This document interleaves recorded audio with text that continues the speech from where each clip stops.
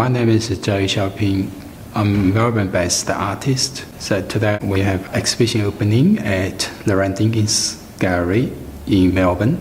I have been trained as a Chinese brushes painter. About 30 years ago I came to Australia, and then I had a very strong connection with the Aboriginal community in Australia. So since then I had my work has been connected or influenced by Aboriginal culture. So the work has been very strongly influenced by Aboriginal culture, and also with the Western concepts as well. And of course, plus my background has come from China, the Chinese culture. So particularly we're talking about today's exhibition.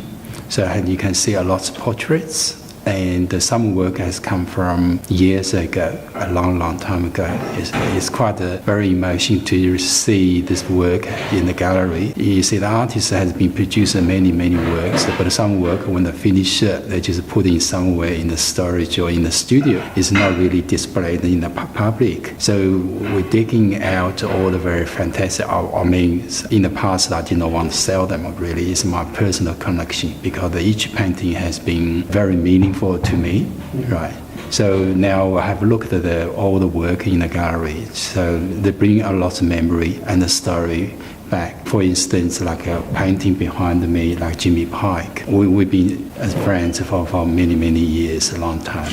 So since, I would say, early 1990s. So when first time we met in Broome, and then later, we had another connection. So we met again 2 years later in the Fitzroy Crossing. So at that time, he really told me a lot about the Aboriginal culture and told me how to survive in the bush and such. Of course, during the time we did produce a lot of work as well, paintings. Is my very best friend actually. Yeah, so the paintings come from that period.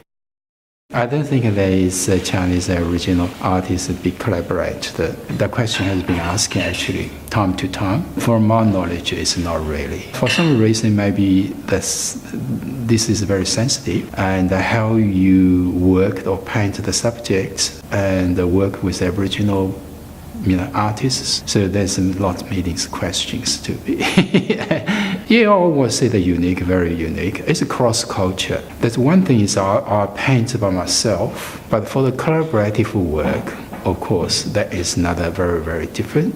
Very different. I did not see any other people, or Aboriginal artists has been collaborated with Chinese artists. So that is need be, I think, first things you need to be build up with the trust each other, you like each other, then you can working together and with the happy. For instance, like Jimmy Pike or Johnny Bloom from Arnhem and other artists. Recently I worked with Rooney from Mudjura community in Uluru. So they came to my studio and we worked together. So they kind of trust we help each other, working together, and then you can produce some very good piece. Sometimes we just by very naturally just floating, just say we're happy to working together and do something together in one piece. Sometimes I work on that piece. Sometimes the artists are working on my piece. Just say, that kind of collaboration. I really enjoy that kind of process. Yeah, with the language or communication between us, it's difficult, but also easy for artists because we understand each other very easily, I would say. But if you ask me, say, do I understand the Aboriginal language? The answer is probably say no. But I do, because I'm living together, I do understand, I did not really speak in the language, but our common language, which, is English, but English is for us very simple, just a few words. And top of that, so we have a body language. All have one sign. They just understand what did you want to do. Like have a little bit of your hands up, and what do you want to do? Say what's up. All that kind of body language don't make a lot of sense. Yeah, this is a lot more like as a collection, include a lot of collaborative works, between me, Jimmy Parker, and Johnny Bloom, particularly with Johnny Bloom.